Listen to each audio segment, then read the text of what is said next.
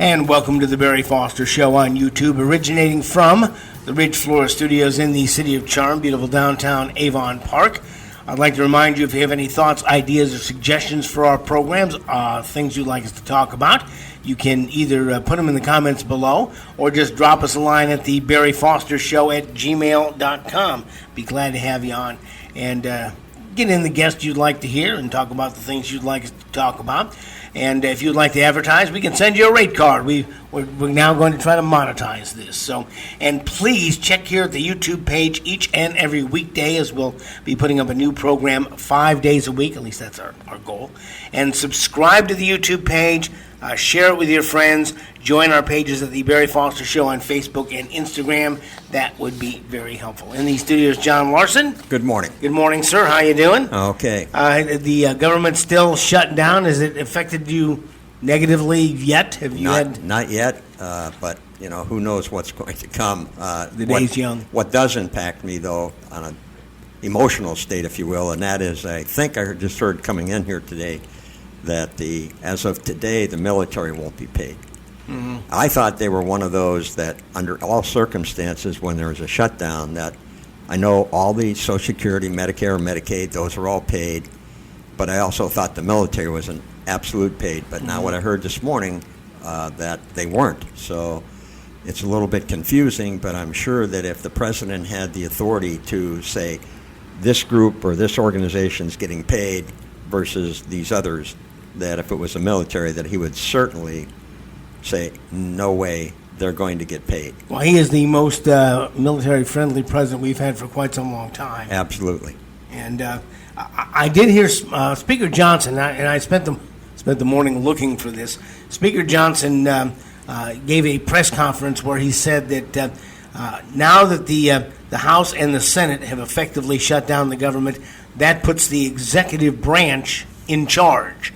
And Donald Trump and his administration gets to pick what are the essential and what are the non-essential services. Like you, I would say that the military would be probably the number one essential service that we have to go. And to have the idea that they won't be paid is it's interesting to me. Because Lord knows they don't get paid enough as it is, as far as I'm concerned.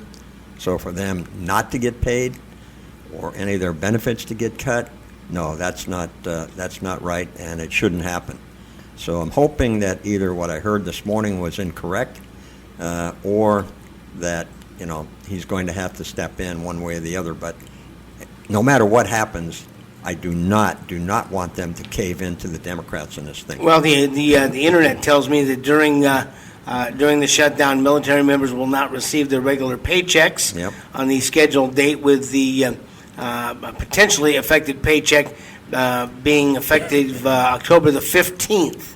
The pay for October 1st was processed, but subsequent payments are uncertain. Historically, military personnel have received back pay. In the past, it's been like all government workers. They got basically a vacation while the time was on. Although the military gets, as an ex-military guy, there's no vacation there. Well, on top of that, number one, I don't think they get paid enough to begin with. And even if they said, okay, let's say the Democrats decide to drag this out for another 30 days, pick a number. You got to go to the grocery store a lot between now and 30th of the month, okay, and so on. So it's not that you can say, well, go ahead and put it on your credit card. Well, guess what? You can put it on your credit card. You're going to get dinged for interest if you don't have the ability to pay it all off at once. So, I mean, no matter how you cut it, to me, and I don't care what happens to the rest of the government organizations. I mean, they're at the behest of the people that govern for them. So their senators, their representatives are the ones that brought this about, and here we are. And the argument that Democrats and Republicans have, of course, they say, well, we don't want medical coverage for illegals. Absolutely agree with that. But what the Democrats have done for years is they shuffle this money off to the states, and then states turn around and pay for the illegal health care. And so that's the rouge that the Democrats have been playing on this thing for years. Well, yeah, understand what happened here. And this is what happened, is that the House and the Senate had different budget bills, And if we all went to civics class. And so when the House and the Senate have differences in the bill, they put together a committee to hammer out the differences and come up with a bill that is exactly the same. And then the House votes on it and passes it, and the Senate votes, and it goes. Well, they ran out of time. So the Republicans put out what they called a clean continuing resolution. And we have had debates about continuing resolutions dating all the way back to our friend Les Law, okay, who was very unhappy that they couldn't pass a regular. We haven't had a budget for probably decades now. Bill Clinton was the last one that had a budget. Yeah, so that being said, they put out what they called a clean CR, a clean continuing resolution, for 7 weeks. And they said all this stuff gets funded, everything goes on just as normal until, we can get this done. Right. And the Democrats, who always voted for this in the past, said, oh, no, wait a minute. We'll vote for this if you continue free health care for the illegals, if you restore funding to National Public Radio and Public Broadcasting System TV, if you remove the rural hospital funding. They put in all these, what in politics they would call a poison pill that they knew that the Republicans would never go for. And the Republicans, they tried to pass it. They needed 7 Democrats in the Senate to get it done. Right. 7 and they couldn't find 7 Democrats. They found 3. They found 3. Yep. Yeah, they couldn't find 7. Yep. And so now we are in what they call the Schumer shutdown, because Chuck Schumer has instructed his people not to vote for this. And why? Why, John? Why would Chuck Schumer do this? He has nightmares over AOC. That's his problem. There's a radical wing of the Democrat Party, okay, with the squad and the people who are fully vested in being, actually, I think, socialist or communist even, that are now trying to take over the Democrat Party. Chuck Schumer is reportedly, from what we read, is afraid that Alexandria Ocasio-Cortez is going to challenge him for his Senate seat, and may have significant funding, to do exactly that. So he's caved to that wing of the party. Yep, and it's just amazing. And here's a guy that should have been out of there, Lord knows, years ago. He and Mitch McConnell, 2 of them, old birds, they need to be gone because they're just way past time. And if the people of New York want to vote AOC in as their senator, well, then that's the people of New York. I mean, they can suffer with her just like the country suffered with her for the past 6 years. They suffered with Hillary Clinton. I know. Who didn't even live in New York, but she was. They wanted to elect a rock star, so they did. And so that's the genesis of all of this and it seems like it's a slow process, but it seems like this wing of the Democrat Party that is trying to take it over is alienating more and more and more people. I've talked to people who are Democrats who want nothing to do with any of this stuff. They don't want to vote against the police. They don't want to vote health care for illegal aliens. They don't want the open border. They don't want any of this stuff. But they can't do anything about their parties. I remember decades ago, there was a dear friend of mine. In fact, I can tell you, she's not with us anymore, Pat Wilk, who was a Sebring City Councilwoman, owned the Nansesewee Hotel, a great businesswoman, and she was a Democrat. And there was one night that we only had 1 car, and so I needed a ride home. And she said, Barry, I'll give you a ride home. So we had a very frank discussion. I said, Pat, you act so much like a Republican. You do so many conservative things. Why in the world do you want to be a Democrat? She didn't vote for Bill Clinton, okay? And she was very outspoken about that. Anyway, she said, I want to save my party. And Dr. Robert Fitzgerald, who was a school board member, a brilliant guy, just a brilliant guy. It was interesting back in the olden days when I was on the radio. 2 of the singular most conservative guys I had on my program were both Democrats. Bert Harris, the Florida State representative, who the Ag Center is named after, He later very quietly changed to be a Republican. But their whole idea was they wanted to save their party, and they couldn't do it. It just continues to move further and further left. So I think that this is just another nail in the coffin, and we're going to have to pay for it, though. Well, that's it. I mean, you take a look at, if you just pick New York, for example, we're talking about people from New York. Just look at what's happening in New York City. And the current governor of New York has endorsed Mandami, which is an absolute total socialist communist, and so on. So the people of New York, and if AOC gets in, the people of New York are going to continue to suffer. There's no two ways about it. She's so radical, so off the mark. She's not interested in the people of the country, and this is what gets me. These guys get in, guys and gals get in, and they represent some, district, or in some cases as a senator represent a state, and yet the laws that they pass, the things that they do and don't do, impact the entire country. So people can say, well, John, that's all right, that's over in New York State. Yes, but what they do impacts me and you and everybody. I did, we'll talk about this a little bit later. I went to the Republican Gala, their Liberty Gala, and I met one of the guys, Paul Renner, former Speaker of the Florida House, who was, he's up now going to run for governor. And I did ask him whether he thought that this would be an opportunity to move some of the New York traffic to Florida when it came to the ports, because we have ports on the Atlantic, the Caribbean, and the Gulf. Okay, the Gulf of America, and he said, well, he was all for that. He's a former Navy guy, So some of this, and right now, unless some miracle occurs, it looks like Mandami is going to win.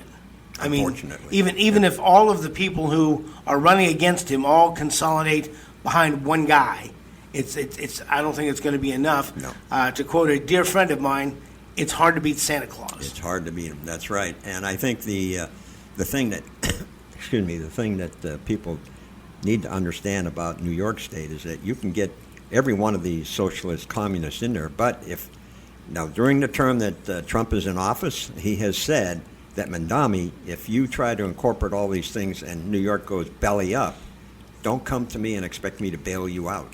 I'm not going to do it. So they're going to suffer in a big way by electing Mandami. I know they see the signs, they see him free, free, free, and everything is glorious.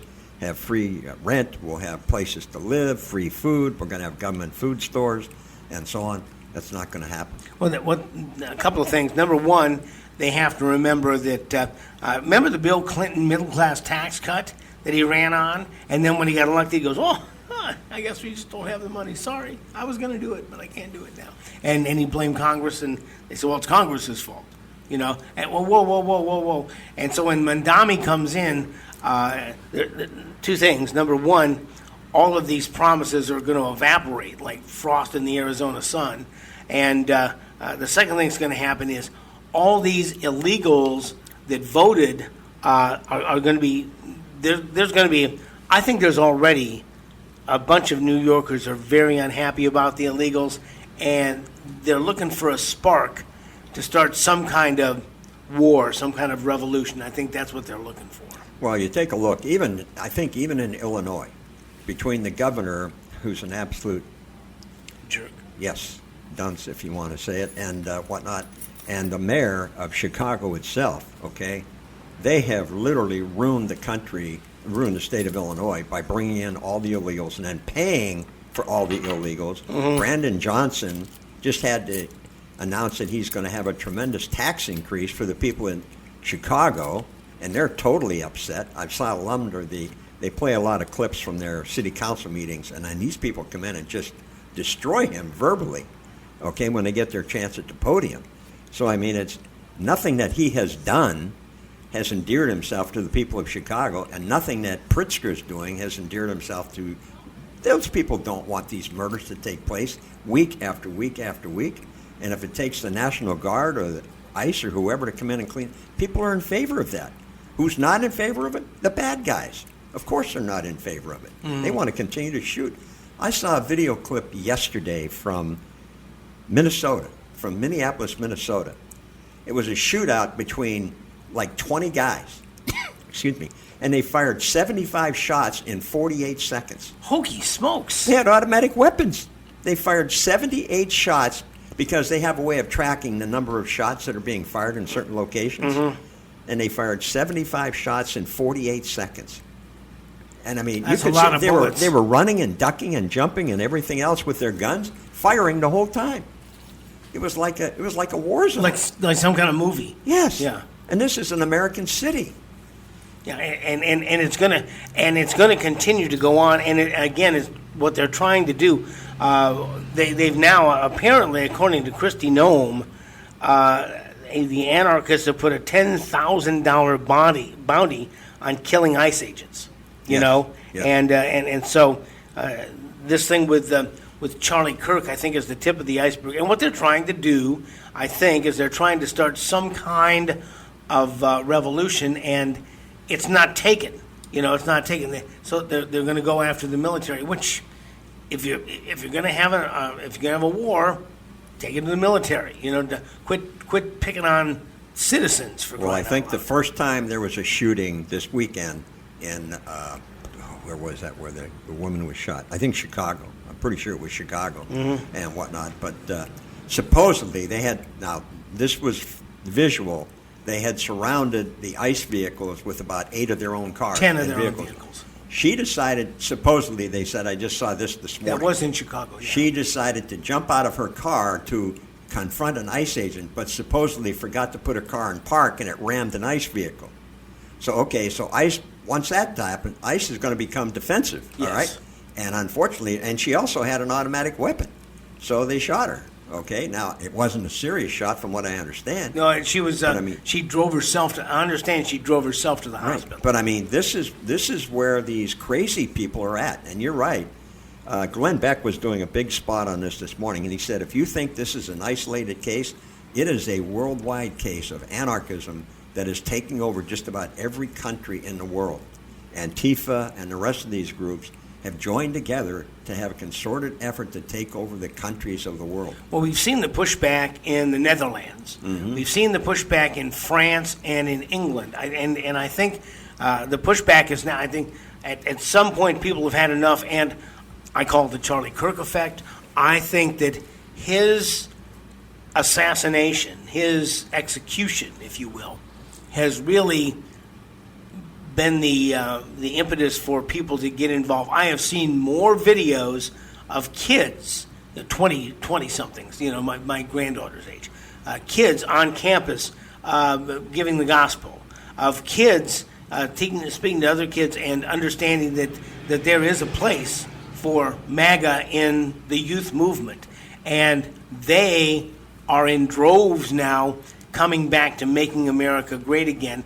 And we saw when Donald Trump spoke to the UN, he told them the same thing he told them the first time. He says, we want to make America great again, and you should be making your country great again. You know, and they've done everything they can to try to make him look bad. I did not watch his speech before the United Nations because most of the clips I heard were pretty much what he's said all along. He's said since before he was actually president. And they showed one picture of him leaning down with his head in one hand with no headphones on. And they said, see, Trump wasn't even listening to the translation.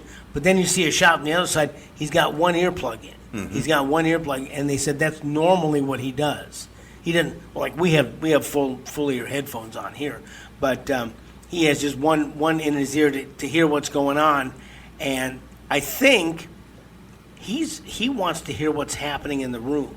And that's why I go to city council meetings, county commission meetings, school board meetings, is because that's what you hear over the microphones is one meeting, what you hear in the room is another meeting, and you can hear people in the background much better when you're there. And so I think he was there trying to read the room while he was listening. But all that being said, I think that Trump has made it very clear, and the globalists don't like this at all.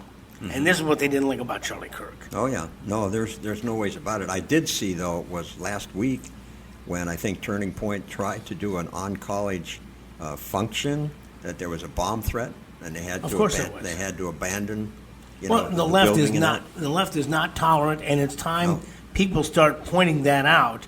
Is saying that, and Charlie Kirk, you may not have liked what he said, but he encouraged free speech. Absolutely. And in fact, again, if you disagreed with him, he moved you to the front of the line. You wanted to have back and forth. He says when the talking stops, that's when the fighting begins.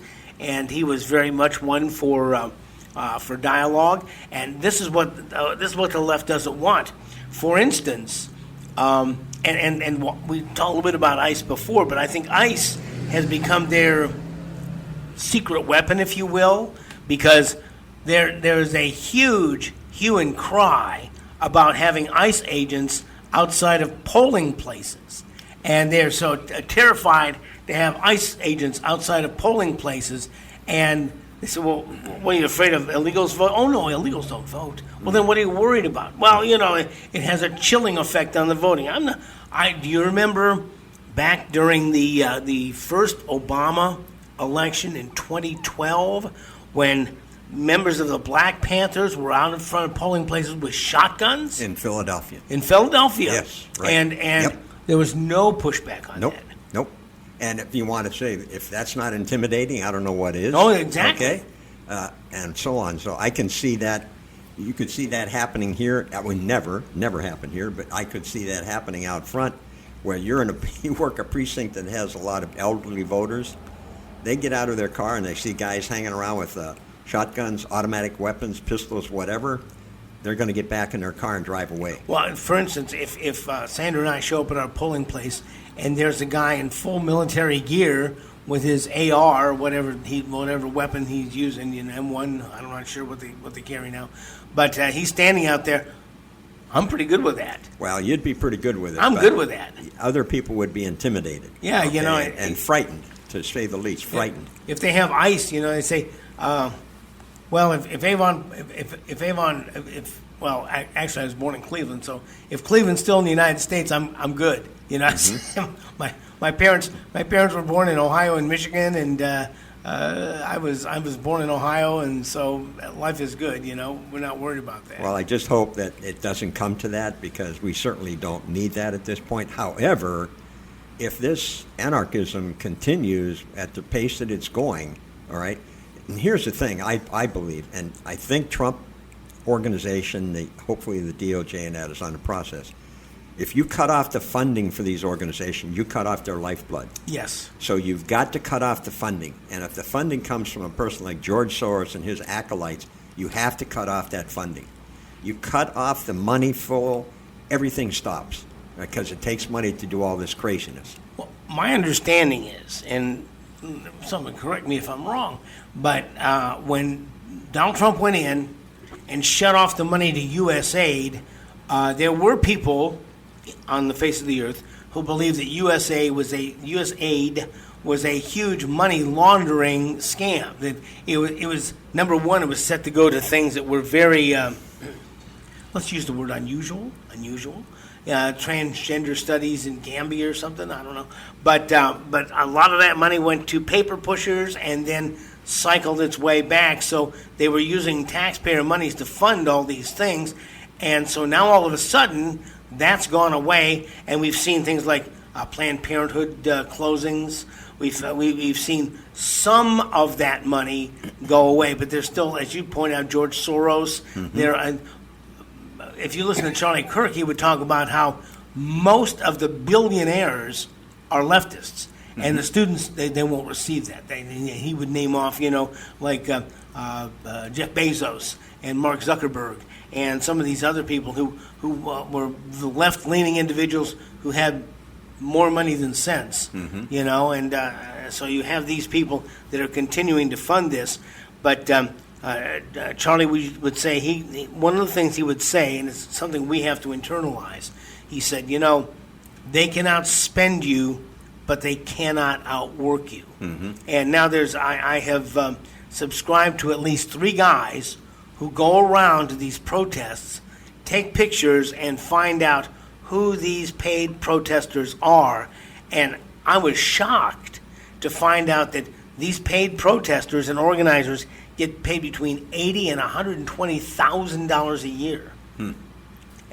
I'm not surprised. Yeah, and he interviewed. He says, "Do you work?" No, he says, "Because I don't have to." And then it cuts to him in the studios. He says, "Well, she doesn't have to because this is her name, and she's a paid protester. And here's her at the Palestinian protest, and here's her at the abortion rights protest, and here's her at the restore funding to National Public and showing her these different things. Mm-hmm. And they usually work in pairs, I guess.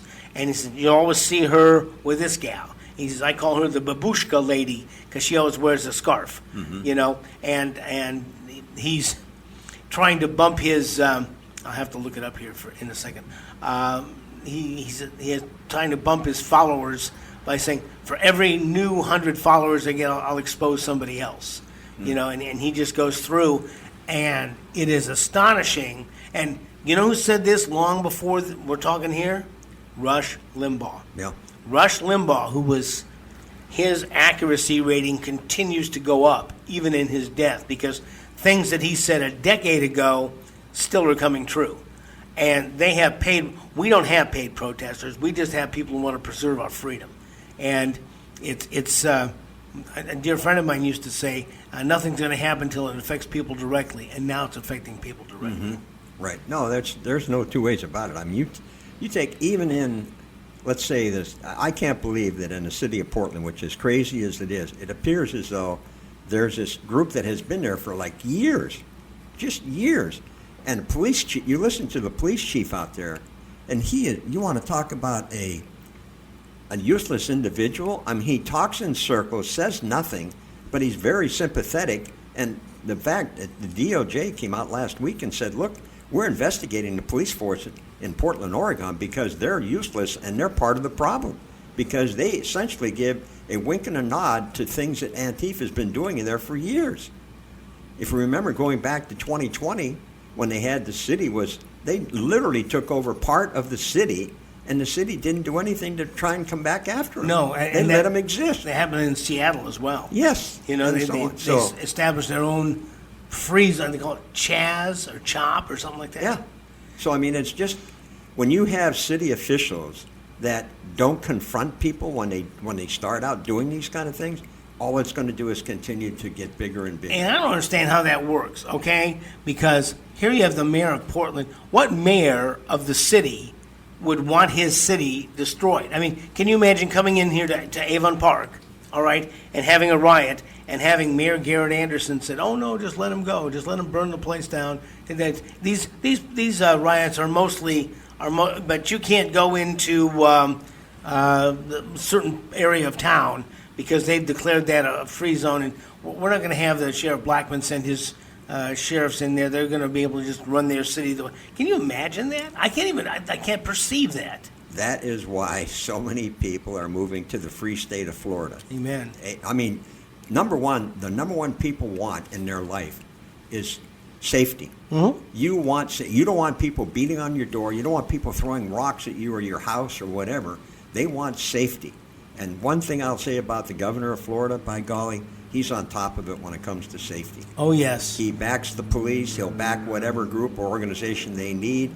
He's already sent the National Guard off on a number of situations when it comes to helping, like Texas. He sent people, I think, down to the border in Texas a couple years ago. So, I mean, there's no doubt that we have a safety-minded House, Senate, Representative, and Governor. And I think that's one of the big things that helps sell Florida, safety. Oh, yeah. I mean, you want to be able to walk down the street at night and not be accosted. Absolutely. And this, unfortunately, I don't know how, if you're a Brandon Johnson, even the governor of California, Newsom, and the rest of them, I don't know how you could face people in the eye and say to them, I'm doing everything I can, when all they got to do, their eyes don't deceive them when they look around and see the films or actual things that are taking place in the state. Well, you mentioned this earlier where this federal judge, this Karen Immergut, said that she has temporarily blocked the Trump administration from sending troops to Portland, and apparently the governor of Texas has sent some troops from Texas up there. No, I'm sorry, he sent them to Portland and Chicago, both. Greg Abbott has sent them up there. And she was appointed by Trump. She was appointed by Trump. Yes. And this is, I don't have time to do this. The nice thing is we have so many citizen journalists out here. Mm-hmm. Somebody can say, you know what, I'm just going to spend some time and do some research on the internet, and finding a good internet search engine is difficult. Every time I find one, it ends up going the other way. But going and finding out why this happened, because Trump, during his first term, appointed 300 judges, and he felt that they had been well vetted by his people. Right. So what causes this Karen Immergut the word temporarily is what I hang on, is that temporarily has blocked the mobilization of Oregon's National Guard in Portland. I don't know what that means in the long run, but apparently 100 California National Guard troops are already there. Another 100 are on their way, but they don't want any military intervention there. I don't know why. I mean, if you have a problem with people doing things like this, and if you believe some of these internet researchers, they say they are paid people and some of these people don't have to pay very much to be destructive. No. I mean, there's people who that's like paying somebody who's an NFL fan to go to a ball game. Well, what I like is happening though, and this is where I think, and it's probably can't happen enough because there's too many of them and so on, but they have started to arrest people that are protesting violently outside of these ICE facilities. Yes. They're just grabbing them and hauling them back inside and putting them in a cell and so on because it's an ICE facility. And they can do that. They have a place to put them. So this is what they're arresting them and putting them in cells. And I think if there's charges, they're going to be federal charges, not state charges where some flunky, DA who was appointed by George Soros or voted in by George Soros, if you will, can just let people out with a slap on the wrist. Well, in the past, when people had been arrested, they were bailed out immediately. So they said, don't worry about being arrested. We'll have people there with money, and whatever your bail is, we'll go your bail. We'll bring you an attorney in. Mm-hmm. You'll be defended. So there will be no consequences for your actions. And yeah, the truth train is on the way. I can hear it. I can hear it in the background. But that being said, that hundreds of people lost their jobs over the accountability for saying ugly things about Charlie Kirk. Charlie Kirk. Or Charlie Kirk. I'm sorry. Yep. And so they are not they're not the first, and they certainly won't be the last. No. And there's a candidate in Virginia that has been, and I'm seeing if I can find it here. But there's a candidate in Virginia that was very unpleasant in his remarks about Charlie Kirk, and the Democrats will not renounce him. They will not back off him. And I think anybody running for office, and wherever you are listening to this, within the sound of my voice, because here we are, a lot of our northern friends will be coming back. If you have Democrats running for office, and you know of these things. But the first thing you have to do is start asking them, will you disavow these remarks? Mm-hmm. Will you disavow these remarks? And it's just astonishing that a lot of them won't. No. Mm-hmm. A lot of them won't, and it's going to be up to us. Dude, they're deleting actually. Hold on here. It's going to be up to us to go in and look at this stuff. And I'm sorry, some of the leftists get spoon-fed stuff. It's going to be up to us now to look into this and find out what they've said.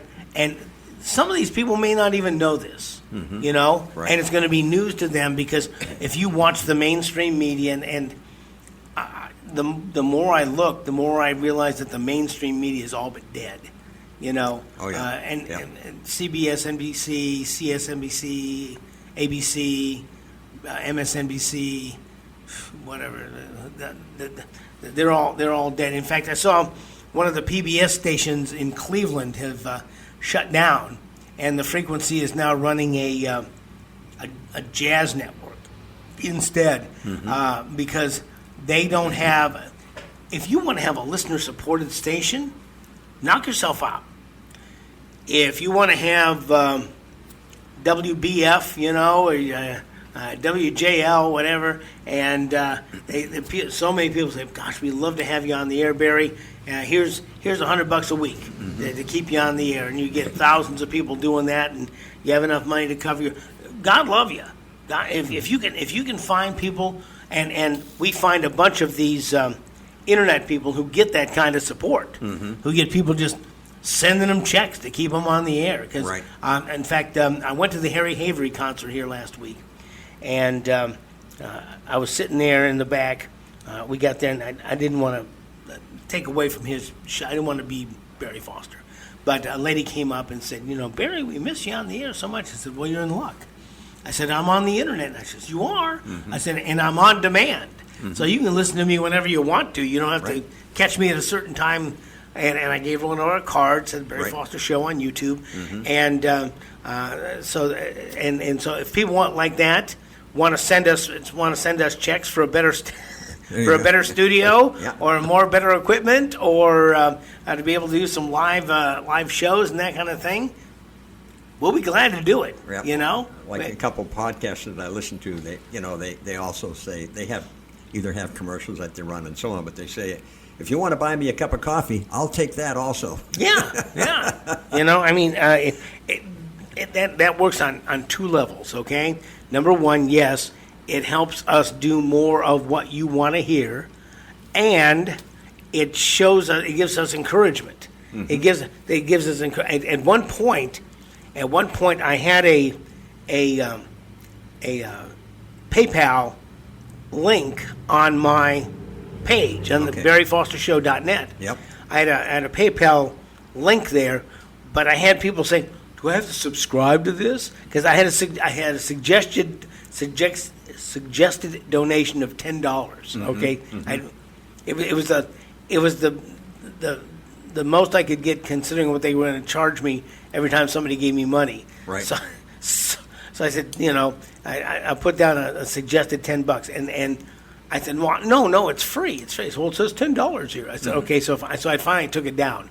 I took it down because I didn't want people to think I was going to charge them to listen. Yep. We do have a couple of sponsors in abeyance, and I was talking to somebody the other day. I said, he said, "Well, I understand you're a sponsor." I said, "Right now, we have an introductory offer, and we're not going to take any more than 4 sponsors. That's going to be it, because it's very inexpensive."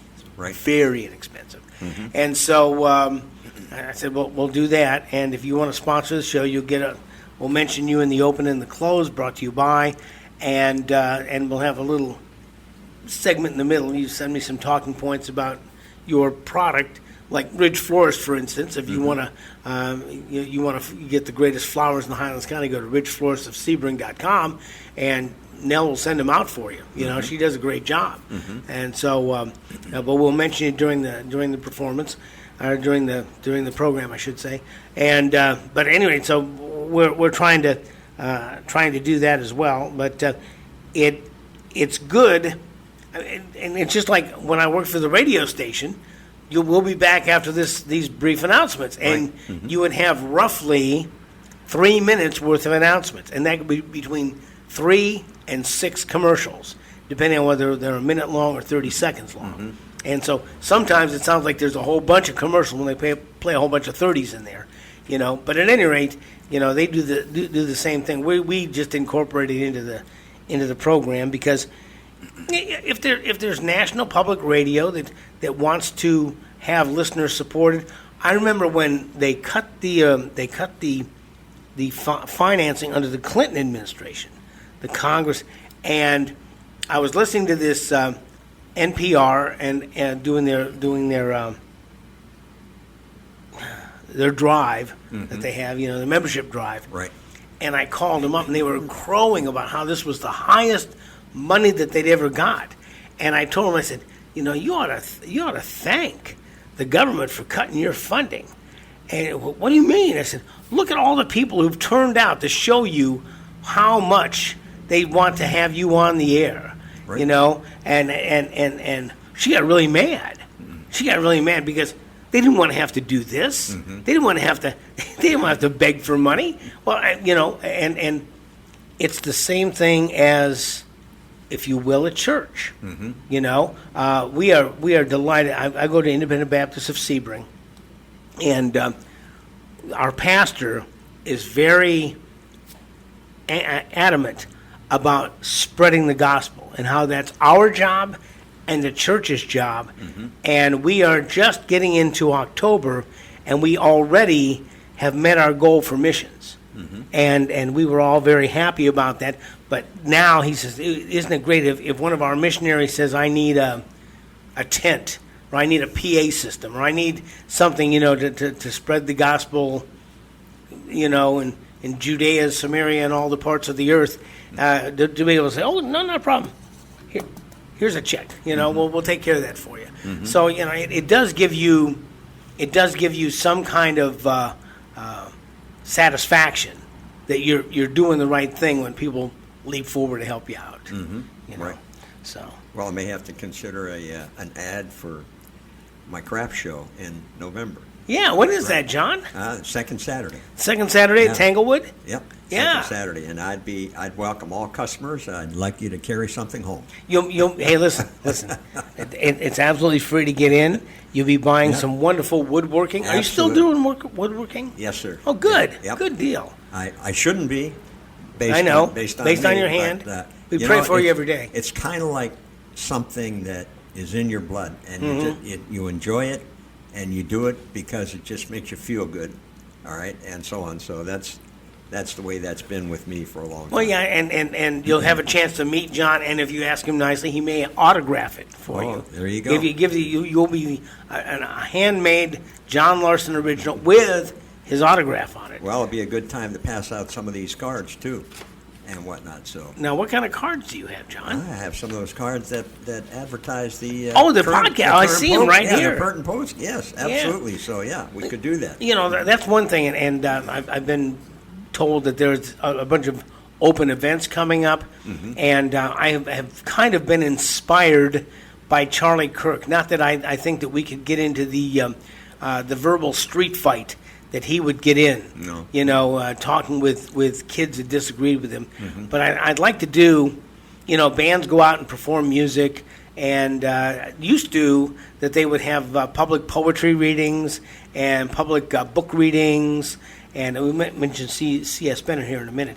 But at any rate, I'd like to do this podcast live, do a 1 hour, maybe 2 1-hour sets, you know, two 50-minute sets, where we'd come out and do what we did at the Tea Party. I set up a couple of guitar amplifiers, and over the course of the years, I've collected quite a bit of equipment, and I do what we did at the Tea Party, except we'd have a better mic this time, and have a chance for people to come up, ask questions, give an opinion, and be part of the show, and do a live show someplace. I got a purple 10x10 pop-up, you know, and a church table, and all I need is a place to plug in. That's the one thing. But I'd like to do some of this live to give folks a chance to A, see it and hear it and be part of it, you know, and B, to then listen to some. We have more than 100 episodes up now, you know,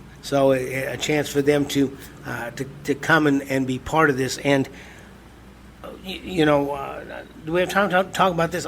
We'll talk a little bit about this.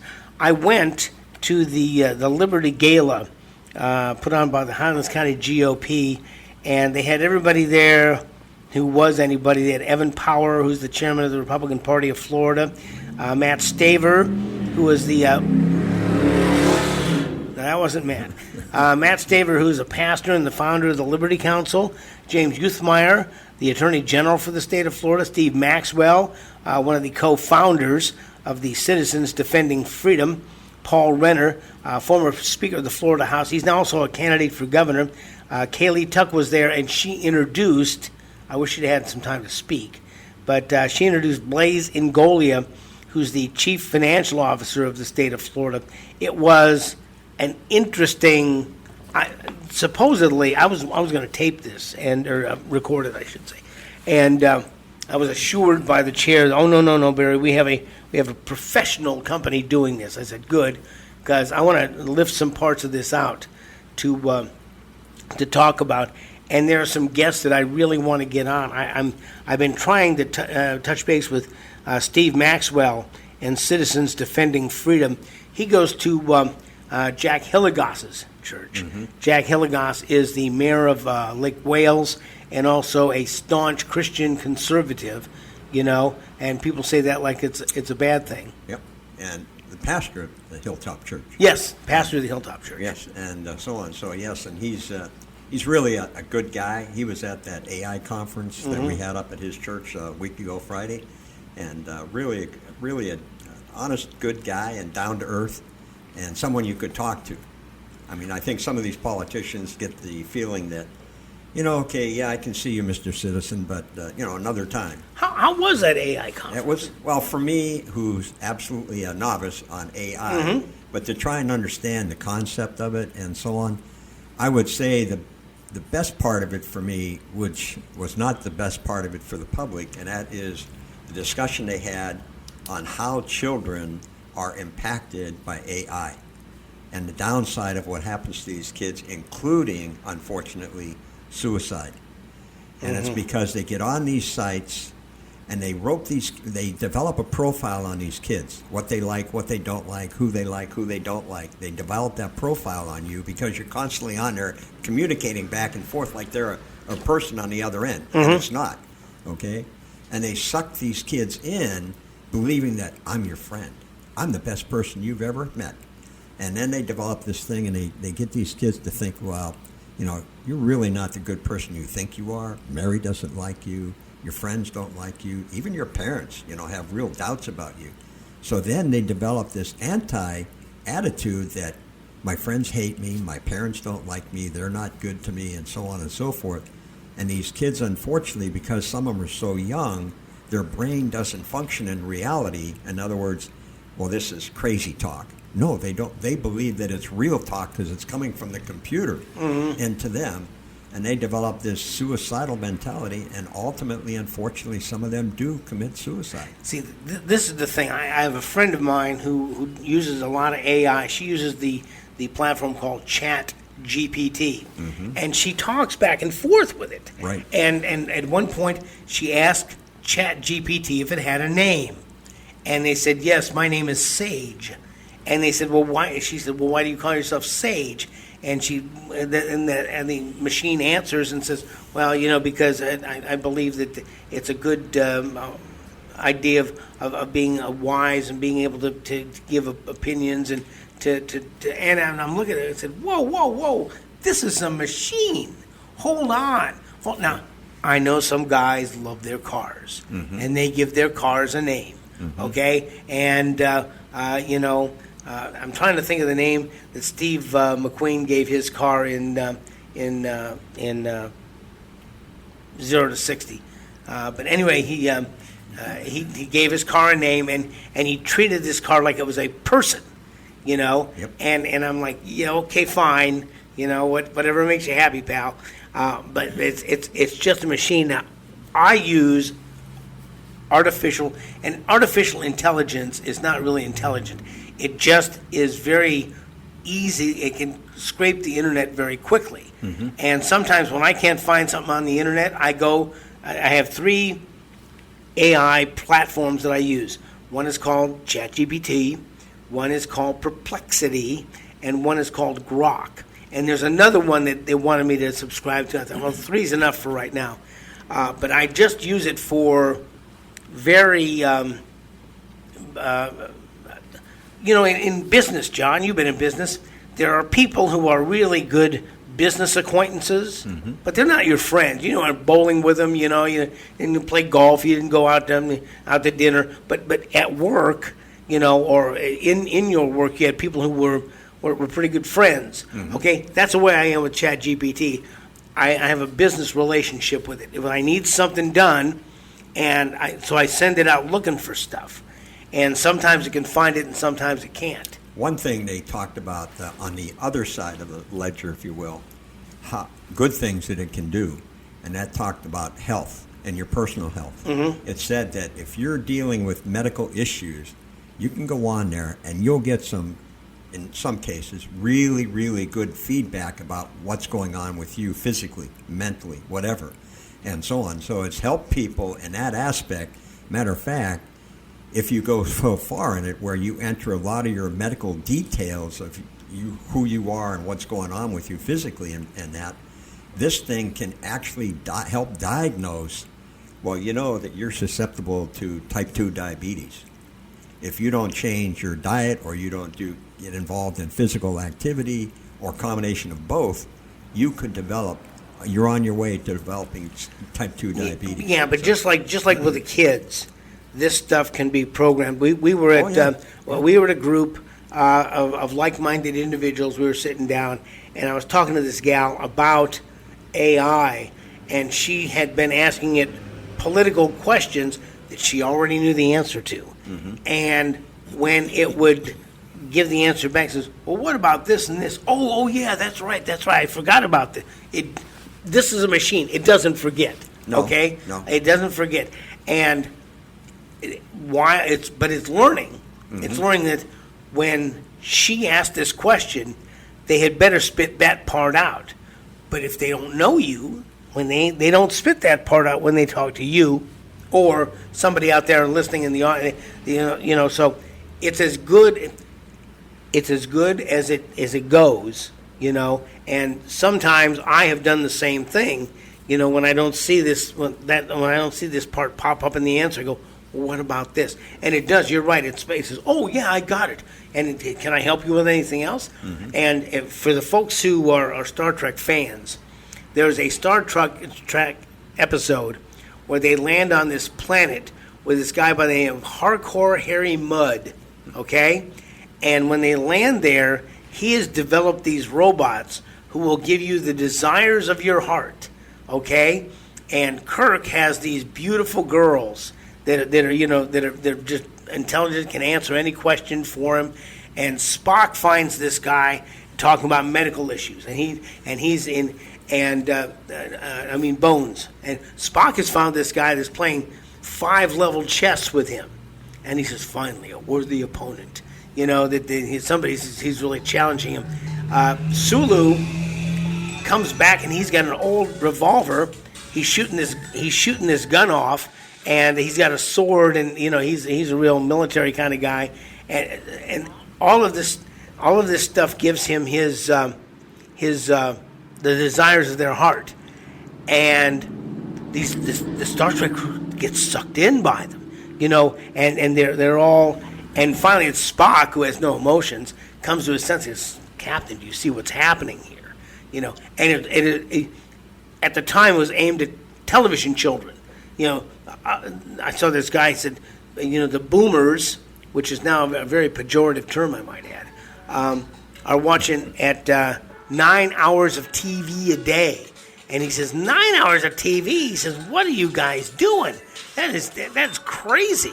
But I will tell you there are kids that spend 9 hours a day on their screens, and they showed this. I saw this. I can't tell whether this was real or AI generated, but there was a bench, and it showed 3 people sitting on this bench.